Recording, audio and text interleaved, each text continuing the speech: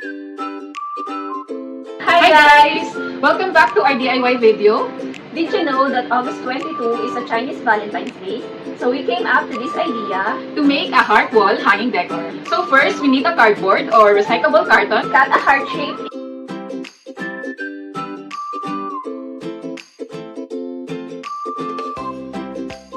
So this would be the outcome. And the size of the heart would depend on your preferred size. So the next step would be cutting of your ribbons. And we cut it on about 4.5 inches. But again, it depends on the size of your heart shape. So first, we're gonna cut a double-sided tape. And we're gonna just hold it. So we're gonna do a lot of this to make the heart shape look fuller. We're gonna attach these ribbons to the heart shape. We're gonna start it here at the bottom.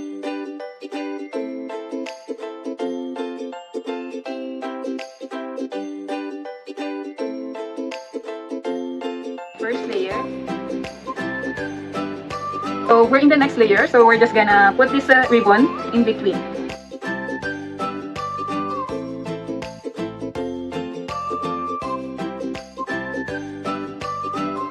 So this is the output. So cute, right? Yeah, it's so beautiful. And then guys, we have here a ribbon lace, flower design, and we will be attaching that one and this. You're gonna arrange these flowers, attach it using glue gun. Cut 2 pieces with same length.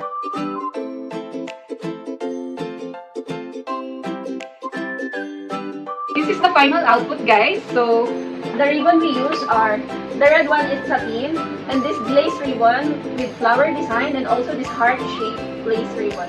by the way, these ribbons are all available in our website. So you can just message us through Facebook. Or you can go to our official website and just send us a message or email. We have good news for everyone. We are selling our in-stock ribbon on a very discounted price, up to 50% off.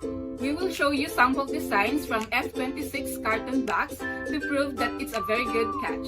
This carton box contains 15 different wired ribbon.